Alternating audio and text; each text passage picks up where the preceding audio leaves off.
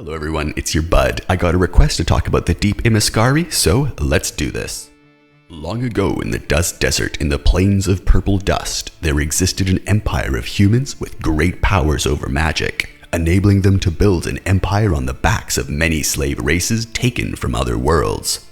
These slavers and mages were known as the Imaskari or the High Imaskari, one of the great empires of humanity. However, their fall left their people so changed and forgotten that you would not recognize them as fully human anymore.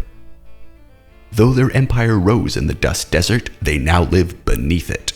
For you see, the slaves they gathered to bolster their empire's workforce came with their own religious beliefs, and one day their chosen arrived. Great and powerful Mulharandis gathered and rebelled, and their gods even aided the enslaved people in revolt. And enslaved alongside the Mulharandi were those of Unther, whose gods also made an appearance to end the slavery of their people. After this great rebellion of the Mulharandi and Unther people, the magic-obsessed slaver society of Imaskari fell, and their mages scattered. Some into extra-dimensional spaces of safety, using the very means of plane traveling to now hide instead of enslave, while others fled deep into the earth and forever ended the realm and rule of High Imaskar. Now, the beings who fled are known only as the Deep Imaskari. Great mages and thinkers alike, the Deep Imaskari rebuilt their society deep in the Underdark, protected by magic barriers that completely cut them off from the outside world. These held for many, many years, until the most recent of times, when some of the more adventurous have been spotted leaving the safety of this deep hideout to explore the world around them. When one meets one of these Imaskari, they would be forgiven to think they were not alive at first, with a stone-like skin of gray slate to dark tones and some even marbled or gemmed. Yet by all other means, they are still humans, not statues, and more often than not, their personalities are more akin to their cold exterior. Though there are exceptions to this rule, as some of the Imaskari you might encounter may be more willing to seek out others to befriend, and might have held that very reason to first begin their adventuring. Generally though, the Imaskari, from what I can gather, are a more cold and calculated people who would rather gain power than friends.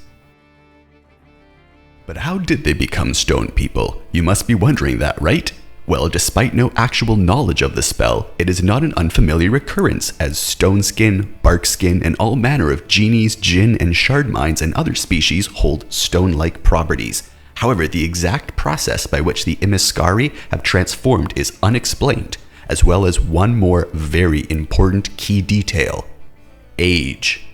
Are the Imaskari descendants of those that fled, whose bodies have evolved over countless generations, or are they the actual survivors of the fall who have used magic to shape their skin to suit the Underdark, while also maintaining immortality for all this time? I cannot confirm that the Imaskari are either descendants or if they are indeed the very same individuals from the fall thousands of years prior. Just something to consider. Now, there's one other thing that must be mentioned, and that is culture. Here, meaning style and religion. The Deep Imaskari are known to have a particular fondness for rings, especially dark rings, as well as simple dark waistcoats and elegant adornments. Flashy isn't necessarily bad, but simple seems to be more desirable to the Imaskari. This is perhaps due to their culture's isolation, as those who chose thousands of years of voluntary isolation are generally the more dark and brooding folk than the flashy showing-off folk. Yet, one of the things that makes me question the collective identity of fallen evil empire is the pantheon they choose to worship, as in the past they've held no place of importance for religion or deities in their society, yet they now hold temples to Kasuth, Shantia, Shar, Mistra, and Grumbar, apologies for mispronunciations, and even having some clerics among their people. And for those who are wondering, Kasuth is a primordial of fire whose powers rival a deity. Shantia is the Mother Earth of Faerûn and is nature or life embodied in a goddess. Shar is the goddess of night and darkness. Mistra is the goddess of magic, and Grumbar is an elemental lord, an elemental that never left when the planes were sort of formed together, and he's the embodiment of earth magic. So, knowing that the Imaskari worship fire, nature, earth, night, and magic, and have temples to also train clerics, makes me almost certain that the title of Evil Fallen Empire is no longer entirely fitting. Yet, they're now more like sociopaths instead of pure evil. They're not really psychopaths anymore, they're more sociopaths, unaware of the pain of others, as they have lived in cold isolation for so long.